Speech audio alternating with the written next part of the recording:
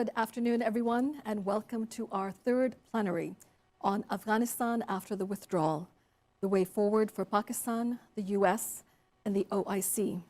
It is my pleasure to welcome you all here and to introduce our moderator for this session, Dr. Kamran Bokhari.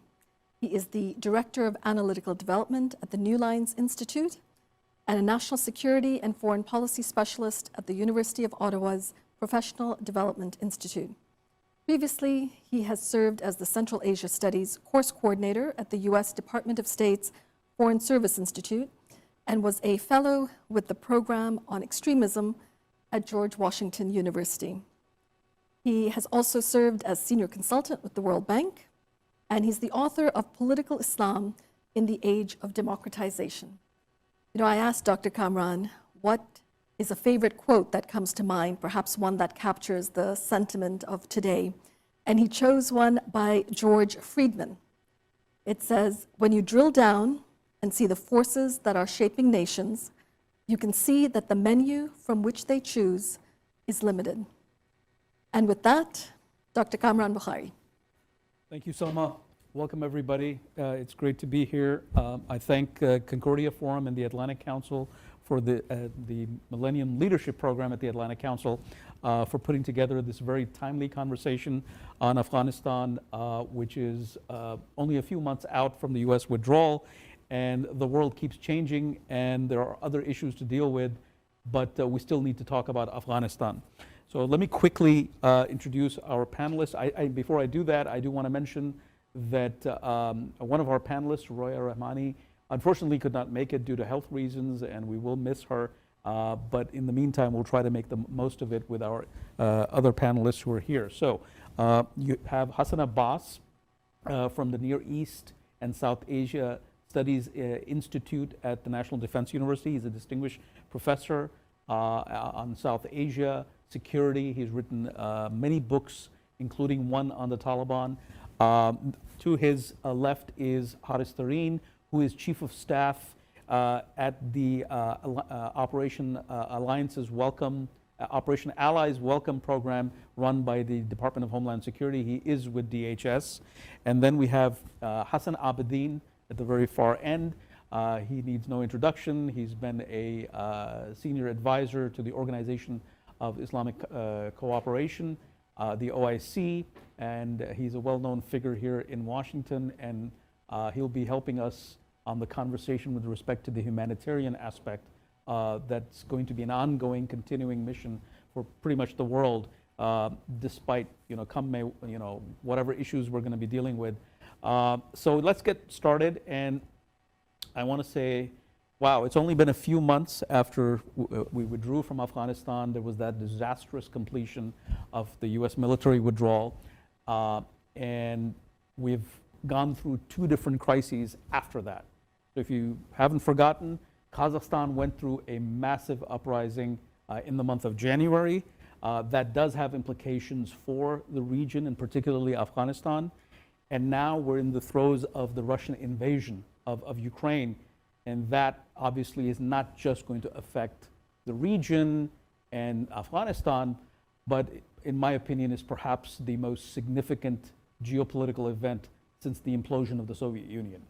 I think we're in a new world, and Ukraine will be on the minds of everybody, but this panel is on Afghanistan, so I'm going to turn to Hassan Abbas, and I want to ask him, tell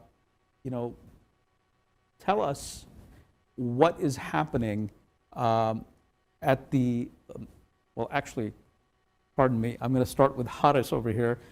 Forgive my,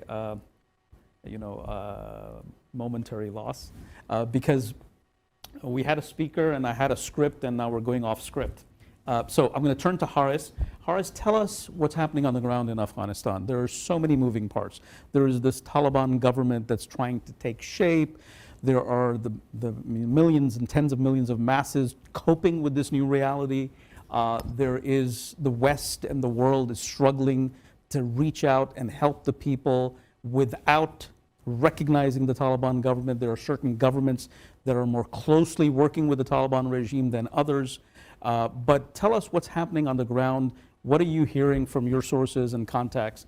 Bring us up to date, because I think between Kazakhstan and Ukraine, a lot of attention has been divided. Right. Thank you so much, Kamran. Thank you to the Concordia Forum and the Atlantic Council for hosting this important conversation. I'm here in my personal capacity, so I'm not here representing the U.S. government or the Department of Homeland Security. I work on Afghanistan in my personal capacity as well, and so the views expressed today are my views. And I think the reason, as you mentioned, it's important for us to talk about Afghanistan is because there's something that we Afghans always say: Afghanistan never goes away. People forget about Afghanistan, and the past 40 years has unfortunately showed us and taught us that Afghanistan might go away temporarily from the psyche or conscience of the international community or even the region, but it never fully goes away, and it comes back to haunt us one way or another. That is the reality of Afghanistan's geopolitical significance in the region and internationally as well. So having this conversation 6 months after the U.S. withdrawal is important, as you mentioned, because there are other priorities taking place around the world. What I will do is, in response to that question, I will look at address three different parts. One, inside of Afghanistan. Number two, regionally, what's taking place, what's taking shape. And then number three, internationally, how the international community is engaging with Afghanistan. The first thing I will say, and I'll be remiss if I don't say it, is I think that the people of Afghanistan and the Afghan diaspora really feel that their voices are not centered in many of these conversations. And part of even the title of this panel about Afghanistan and Pakistan and the OIC and the international community response to it is reflective of that.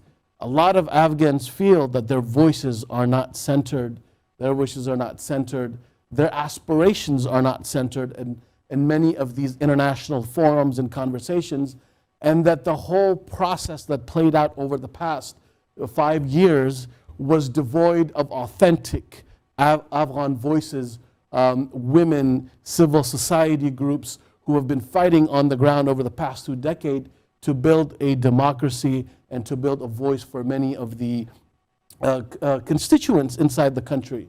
And so that is a common sentiment that is present inside of Afghanistan and outside as well, as amongst the diaspora, and I'd be remiss not to say that. But inside of Afghanistan, as you all know, over the past 6 months, you've seen the situation is extremely difficult. There are a few components. There's, of course, the Taliban, de facto government of Afghanistan at this point, that is struggling in multiple ways, financially, economically, militarily even, diplomatically, to establish legitimacy inside of Afghanistan. Number one, with its own people, to be a legitimate voice for its own people, and then to be a legitimate representative of its own people outside of Afghanistan.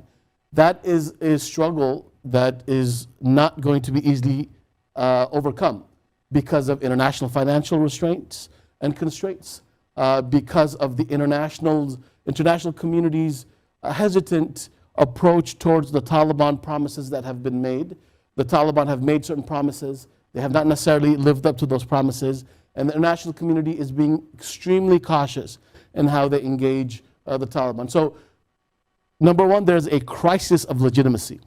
And when there is a crisis of legitimacy inside of Afghanistan, that is going to, of course, be reflective of the international community and the region. So, inside of Afghanistan, you've got the Taliban, you've got fledgling opposition in certain regions of the country that is trying to take shape now, especially after the winter months, that really does not have the type of support that they're looking for. You've got a civil society that is struggling to find its place. Afghanistan, with all of its struggles over the past 2 decades, was the freest civil society in that region. A free press, a very robust press, civil society groups, organizations funded by international communities, funded by Afghans. So a civil society that was extremely robust over the past 2 decades has now suddenly gone completely silent. And they're struggling to find their voice. So this is why you see women who have been out on the streets, you've seen activists be out on the streets, and they're struggling to have a voice that is being heard outside of their very small circle. So there is now a crisis of legitimacy inside. So that's inside of Afghanistan. Regionally, the neighbors, Can we come back to the region? we can, definitely. Let's do that. I want to also get back, follow up with if you could drill down a bit on, Sure. on these various sectors that you've identified, the Yeah. people, the opposition. So in your opinion, quickly, what do you see as the Taliban succeeding in trying to at least consolidate power? Legitimacy is far away. Right. But in terms of consolidating power, and the related question to that is that what kind of opposition or resistance do they face in terms of them trying to consolidate power? So the Taliban have been somewhat successful in consolidating security power. So they've been able to really since it hasn't been overnight. Over the past couple of years, they've been able to take not only the capital and the major cities, but they've been able to take the provinces, localities, and they really have, security-wise, in most of the country, about 85% of the country have been able to secure militarily and security-wise, and are putting together, their number one priority at this point is actually putting together a military force, is putting together a standing army that will be able to rule over the country. They have, the second priority for them is to be able to minimize any type of resistance. So we see this now in Kabul, we see this in Mazar, we see this in Herat, and we see this in Kandahar, where they've actually started a house-to-house search process, where they're going and ensuring that they take any type of weapons, that might be even light weapons, that might be in people's homes. These searches of homes have been extremely intrusive, and they're night raids essentially. They go in at night, they'll do a search, they'll take weapons, they'll take certain documents. And so their second priority is to ensure that there is no real resistance that's able to kind of rise up from within the major cities around the country. So that's what they are trying to do. Their number one priority has been to security and a military establishment. Now, I think for most of the civil society groups that are functioning, they're figuring out what their approach is at this point. There is no clear way forward for many of the civil society groups. It really is, how do we engage the reality of a de facto Taliban government? It's the reality now. How do we engage that reality? How do we keep international pressure and eyes on the situation in Afghanistan?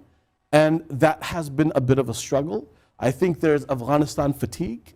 That is a reality in the international community. There's Afghanistan fatigue, and now with Ukraine and other issues that are going to be continuing to develop, Afghanistan will take a back seat. And so that the eyes of the international community have been on Afghanistan for the past 5 months.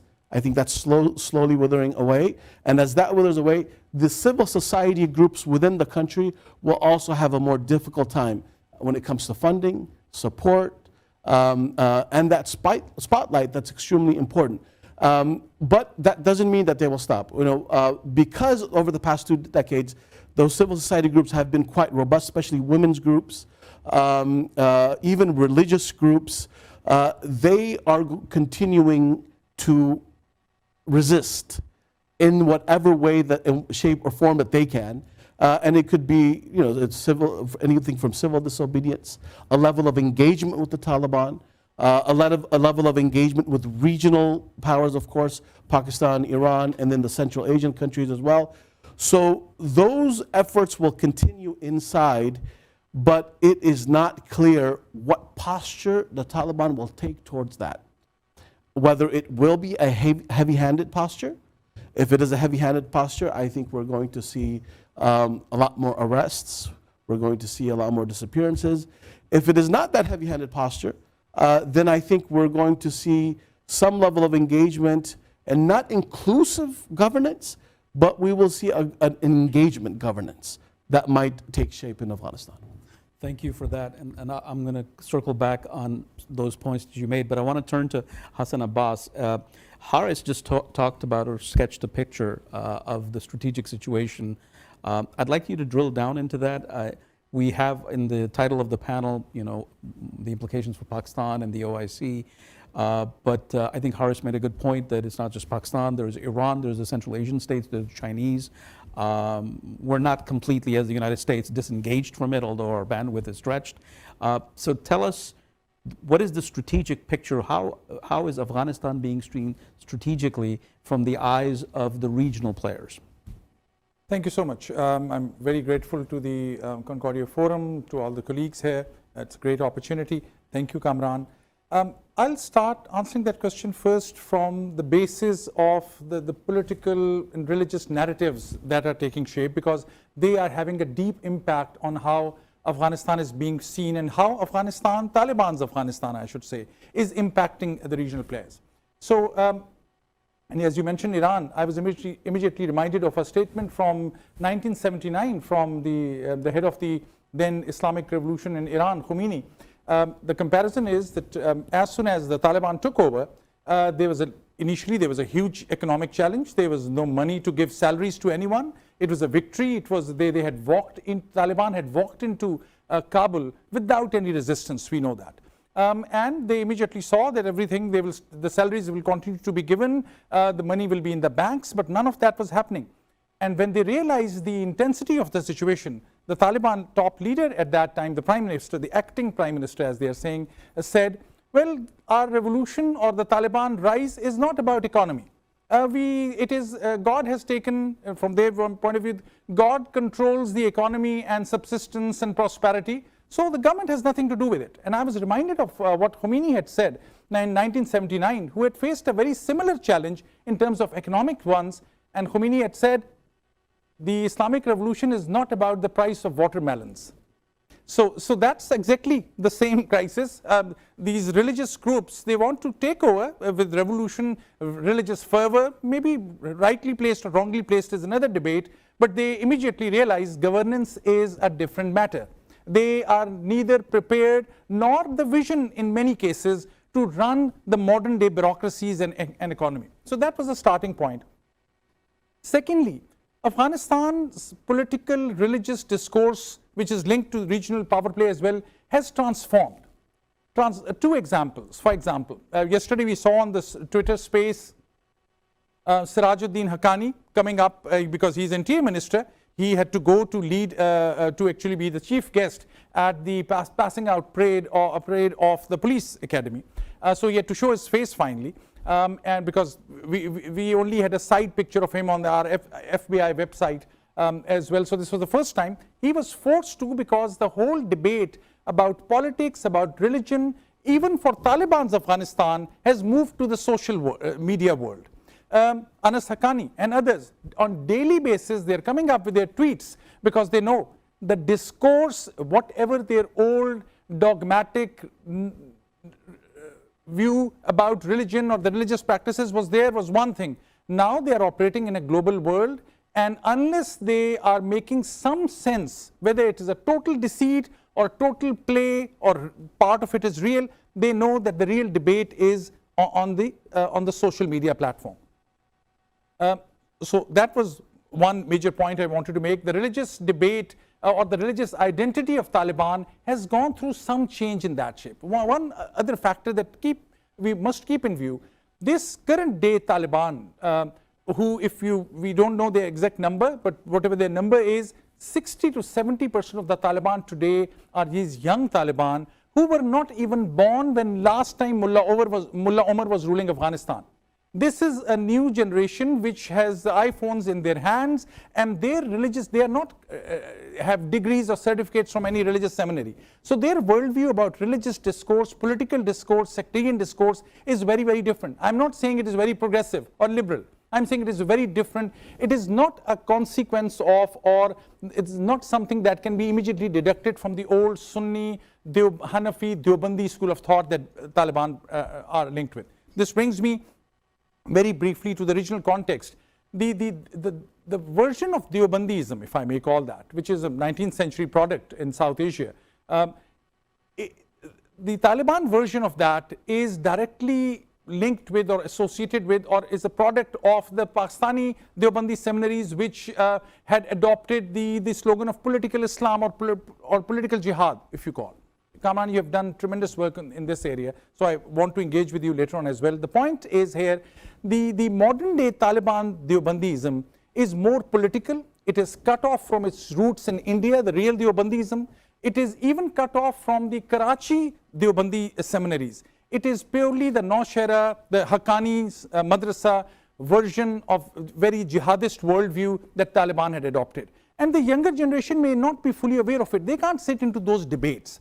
Linked to this is also sectarianism, because few people realize, I mean today, because we have now left Afghanistan, we frame Afghanistan in a different sense, but in a current day, any book that you will pick up on Afghan history will tell you that the hub of Sufi groups in the whole of South Asia were always in Afghanistan. There's a scholar, I'll mention Dawood Azmi, who has done a phenomenal work on the Sufi groups in Afghanistan. So that element is still there.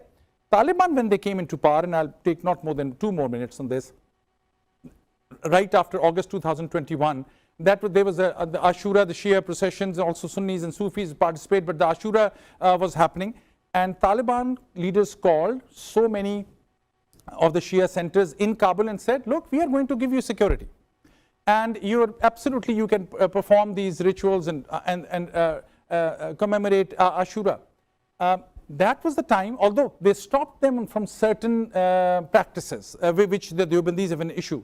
But this was more in line with the old Afghan worldview. And that's what ISK, Islamic State in Khorasan, which is more Salafist, Wahhabist, extremist, the way they have started attacking some of the Shia centers, also not only in Afghanistan, but in Pakistan. Something happened, of course, a terrorist attack happened in Pakistan, Peshawar, like 3 days ago. Who was responsible? Who took responsibility? ISK. Why? Because they want to challenge Pakistan for supporting the Afghan Taliban as well. So the sectarian dimension of the discourse is also very, very evident, which will have regional implications. So, and the last but not the least, the rise of Taliban, even if they are not the pure Deobandis, if they are not very religiously qualified, even if they are reaching out to the minorities for a political settlement, so to say, the reality is that this will be seen in a very different fashion by religious extremist groups and Islamic movements across the world. Because this is, other than Saudi Arabia and to a limited extent in Iran to a big extent, this is the third major, in a modern sense, religious movement, Islamic movement, which has got a chance now to govern. How they perform, what they do impacts the worldview, politics, governance models of all Islamic movements. So we'll see a huge impact on what Taliban do. Taliban, whether the West is looking elsewhere or it thinks that we have done enough and now we can close our eyes, I think they must realize what Taliban will do will have a huge impact, likely more negative than positive, but maybe a little bit positive as well. That's how I will frame. Thank you, Hassan. And that's a great segue to go to Hassan Abedin. With your experience, Hassan, with the working for the OIC and helping the OIC countries, basically work within the framework of the organization, but also have bilateral and multilateral relations. How do you see because the OIC is like, an acronym for the Muslim world. Right. How are Muslim governments dealing with Afghanistan? Tell us both from a point of view of humanitarian assistance, and also what is their relationship or attitude towards the Taliban regime? Some of them are obviously quick to embrace for whatever reason. Some of them see threats that they need to neutralize. Some of them see opportunities. So give us a rundown of that, again, from a strategic level. Thanks so much, Kamran. And first, let me acknowledge Jonah Fisher and the Atlantic Council and thank everybody for their help in organizing this wonderful panel. And I'm stepping in my personal capacity, and we had hoped to have a senior official from the organization actually speak. but they're actually on the ground in Afghanistan at the moment. So I think I'll be speaking about some of the work they're currently doing, but also step back to see what they have started earlier in December 2021 to really take stock of the situation on the ground. And I think the organization is often misunderstood and left out of the discourse in international affairs, particularly because it often is in the shadows of its own member states. The member states take the initiative, ask the organization to implement the decisions of the member states, and then the countries take the credit. So oftentimes the organization and the secretariat itself is taking a back seat in terms of exposure in the media or the wider political discourse. But I think Afghanistan shows the need for that to change. And in December last year, the OIC held an emergency foreign ministers summit in Pakistan, in Islamabad. And I think they brought together not only the member states, the 57 member states who are also members of the United Nations, but also international partners, the United States and the EU, to try to find solutions to help Afghanistan in this critical period. And one of the things that they decided immediately was to establish a humanitarian trust fund, because that was clearly a need that was urgent and required, international cooperation and attention. And alongside that, they also decided they needed to have a coordinating official or officer. And so they, at the same time, appointed a special envoy of the OIC for Afghanistan, and that's Ambassador Tariq Bakheet, who is currently engaged in intense diplomatic efforts in Kabul this whole week. And I think that shows the level of the interest of the organization to take that seriously. But at the same time, the Secretary General himself is on a tour of African nations who are also contributing to the OIC's larger trust fund. And Nigeria just announced a $1 million donation yesterday to that trust fund. And I think that's really where other countries are going to be looking to deposit not only their contributions, but also to see the OIC steer through the humanitarian crisis. And I think with the pullout of the United States and the absence of other international actors on the ground, the OIC is now in the spotlight. It has to deliver. This is their opportunity. This is their moment to shine. And I think this is really where all international efforts that are going to be brought to the table will play a critical role. Now, politically, going to the second half of the question, I think the organization is going to be meeting in a couple of weeks' time again in Islamabad for their full session of the OIC Council of Foreign Ministers meeting. And in that session, they will be taking stock of what's been achieved since December, so they're rapidly responding to the ongoing situation. Some member states, as you rightly pointed out, quickly acknowledged the Taliban regime. Others were still in the process of working out how to navigate that. And of course, in such multilateral organizations, it's consensus which often is the demand of the day, but it's very hard to achieve that in this very complex situation. And I think that's really going to be one of the more difficult questions that will be discussed behind the scenes in the quiet meetings of the foreign ministers. But the OIC has also realized that it can't do this alone. It has reached out to the United States. The U.S. Special Envoy for Afghanistan, Ambassador Tom West, is also a partner in this process, as well as the wider international community. Just earlier in the week, before traveling to Kabul, the OIC Special Envoy was in Indonesia, meeting with the ASEAN Secretary General, talking about ways to combine humanitarian assistance, training, and also learning from best practices, because Asia also has a tremendous amount of humanitarian crises, which ASEAN has responded to. So if OIC and ASEAN can cooperate and learn lessons from each other, that can be deployed in critical areas like Afghanistan. So I think the organization, under the leadership of a very recent Secretary General who's just taken office a few months ago, so I think that offers a new perspective on an organization which is often less seen in the international space. But I think under this new leadership, there are real opportunities to see a more present, more involved, and deeply contributing to the international scene OIC in the coming months and years. Well, thank you, Hassan. You made a good point about noting that the United States is involved with the OIC, even though it's not doing the heavy lifting. So I want to turn to Haris, and I want to say, from your vantage point, working as Chief of Staff at Operation Allies Welcome, and we understand that there's only so much you can tell us because you're speaking in your individual capacity.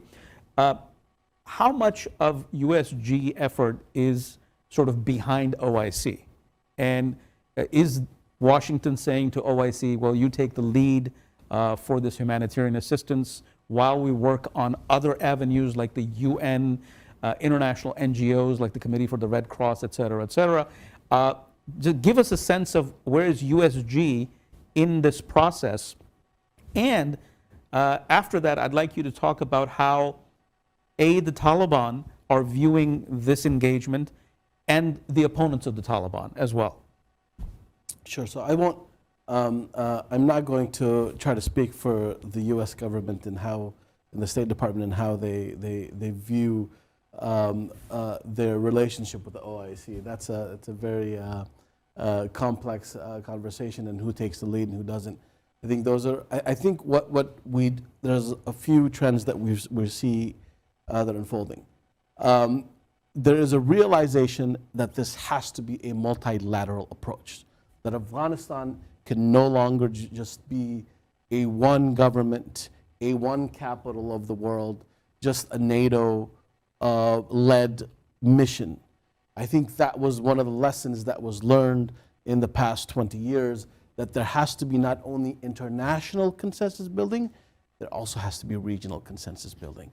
And I think anyone who works on Afghanistan now is understanding that there has to be regional.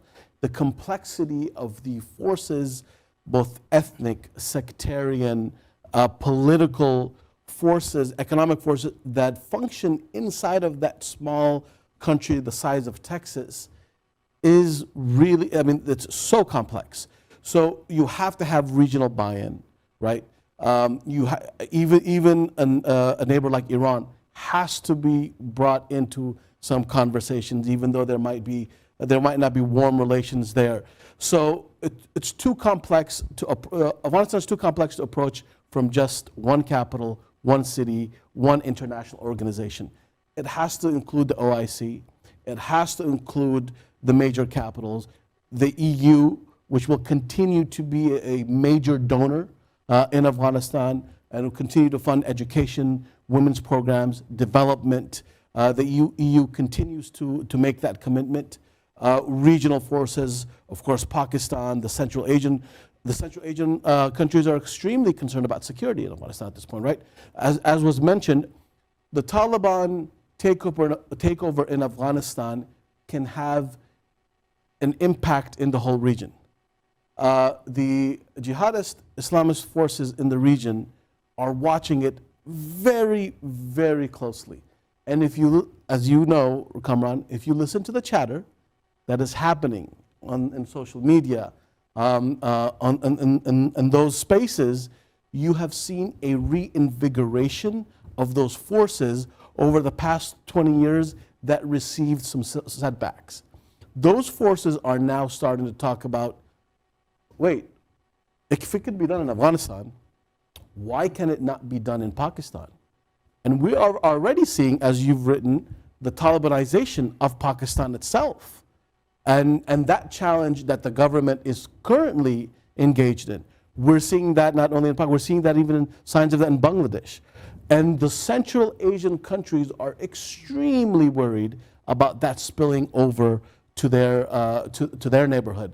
And so they're trying to, each country, even in the Central Asian countries, they're not engaging Afghanistan or the Taliban as a bloc. Each actually is engaging differently, if you've noticed. Uzbekistan, Tajikistan, each one has a very different approach, and one is being more conciliatory, one is a bit more oppositional. And so, but one realization is that none of this can any longer be unilateral. It has to be multilateral. There has to be some international and regional consensus take place. And I think Afghanistan is at a place, and this has been an old, since the King Zahir Shah's time, the Afghanistan with its politics wants to be the Switzerland of that region. They want to be neutral. And I think that is a consensus amongst most of the political players inside of Afghanistan as well. This was the consensus even with the Republic. You're seeing even the Taliban put out these statements as well. When they put out their statement on Ukraine, that was a very kind of, we're a neutral entity. So neutrality is big inside. How do you develop neutrality when you are so reliant on regional forces and international forces? That's a very tricky and difficult place. I mean, the Republic dealt with that. They wanted to be neutral, but they were being supported by by NATO. And then you had regional countries who never accepted that they were neutral. So the one lesson, I think the one thing that we can say is any capital who chooses to engage Afghanistan will no longer engage it unilaterally. It has to be done multilaterally. Thank you so much. And on that note, Hassan, I want to turn to you for the last round, and then we'll open it up for Q&A. I want to go to Hassan, and then the other Hassan, and then we'll go to the floor. So Hassan, Haris made a good point that, so if it can happen in Afghanistan, why can't we have an emirate in Pakistan? That's what the counterparts of the Taliban inside Pakistan are imagining, thinking, and working towards. We're seeing the Taliban behave as in a very adversarial way to the Pakistani state, a state that they've had long strategic ties with. So it's no longer the Ghani government or the Karzai government saying, we don't recognize the Durand line, the Taliban don't recognize the Durand line. So what are the implications for Pakistan on that? And while you're at it, and I know you follow Iran very closely as well, what is the Iranian approach to the Taliban? It looks really complicated. It's difficult to sort of discern what is it that they're trying to achieve. They're hosting them for meetings. They're sending caravans of food. There are visits from both sides. So give us a sense, because geography matters, and these are the two countries with the longest borders with Afghanistan. Thank you very much. And I must have mentioned early on that I speak also on my own behalf, not on behalf of the Department of Defense. Yes. Excellent points from both my colleagues, Haris and Hassan. Allow me to build on this and respond to your question directly. We know about the extremely problematic and negative role that Pakistan played in terms of supporting Taliban all along. And the expectation, as you rightly mentioned, was that now Taliban should be in Pakistan's pocket, but that's apparently not the case. And that's not the case also, because there is no one Taliban. So this is the one mullah brother in the world with whom we negotiated in Doha under Zalmi Khalilzad. That's one group of Taliban who are in important position. They were all demoted as the kind of number two in their different ministries. But then there are Kandahari Taliban. The Kandahari Taliban always had issues with Pakistan. And some of the problems on the Durand line that we are hearing are from those Kandahari Taliban.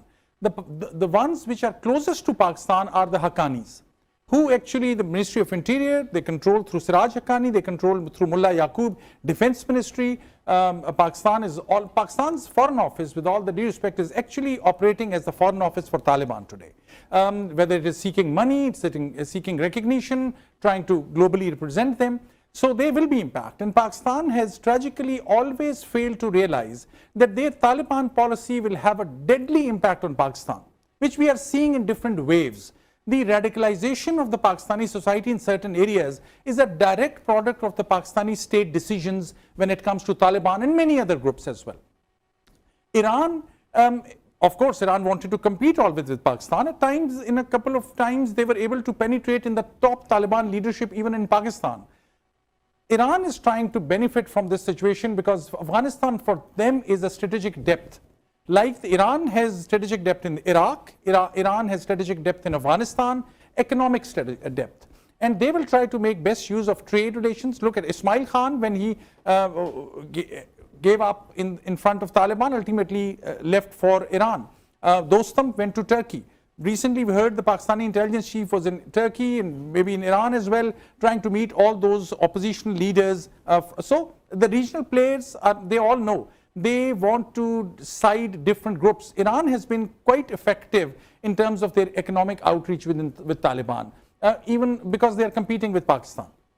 One side point I want to make, what was mentioned earlier is, it's also linked to the humanitarian issue. I mean, this was highly controversial. We now think of multilateral approach and US wants to support others. But look at just on one hand, look at what's happening in Ukraine, what our views are about refugees, challenges in Ukraine, about humanitarian aid also, and what about Afghanistan? We even took away Afghanistan's money that was in the bank. I have absolutely no reluctance in saying that's not something that we can defend. We used it for something else. We have a lot of money for that. This is the ordinary Afghans' money. There's a debate whether any money that US will release, in which we have frozen, would have helped Taliban. But the arguments, it has to be consistent. That money can use be used for economic activity inside Afghanistan. Any other international aid package will make little sense to the Afghans. And this I'm hearing from the Twitter space, from all Afghans who are outside Afghanistan. They are not the ones who are pro-Taliban. This is a basic humanitarian issue. The case that to unfreeze the money that Afghanistan's money, I mean, that case is a very strong one. I think that, to be fair and honest, that case should be further debated and discussed in policy circles in this city. Thank you. Thank you so much. Hassan, for the last question before we open it up to the audience. Both Hassan and Haris have talked about how they've basically, highlighted that yes, there's multilateralism, there's a need for multilateralism, but in their presentations it became very clear that it's every state for itself. Okay, so Iran has its interest, Pakistan has its interest. Haris talked about Tajikistan opposing the Taliban government actively. Uzbekistan, in contrast, is selling free electricity to the Taliban in the hope that there won't be any blowback to them. To keep the Taliban happy and they stay off your lawn. So from the OIC's point of view, how can you corral all these nation-state national interests and put them in a multilateral forum to get the people the aid that they need? Because yes, there's multilateralism, but at the end of the day, how do we bridge the gap between national interest and the interest of the collective? Yeah. Well, I think the OIC has always tried to focus on that collective interest and trying to help people on the ground. And I think that was a commitment that was reiterated both in their December meeting and in their resolution that they adopted at the conclusion of that by the foreign ministers, that the commitment to help the Afghan people is there, that the humanitarian aid fund is not set on any preconditions of resolving any political issues. And the donations that have come in, including those by Nigeria and the Gulf states, reflect that commitment to help the people on the ground. But the larger question of which countries will agree to work with and won't work with, we have to understand that we're coming off of a couple of years of very turbulent geopolitical changes. Just 18 months or 24 months ago, some of these countries weren't even talking to each other, let alone dealing with a common threat in the region.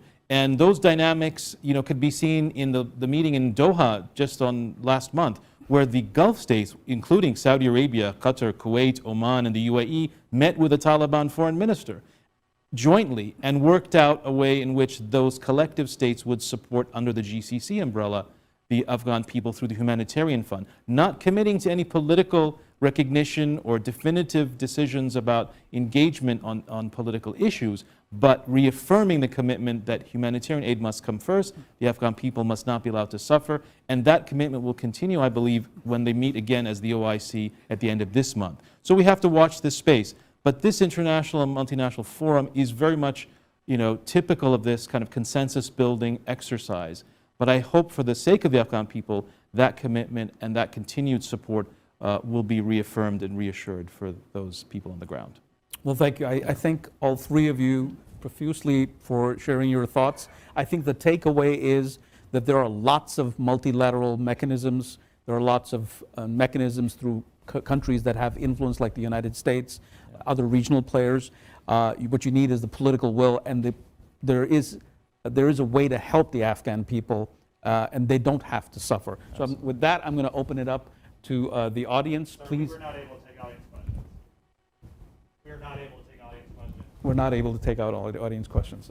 So I think we've run out of time. I'm sorry about that. But I hope you learned and this was informative and you enjoyed this panel. Thank you so much.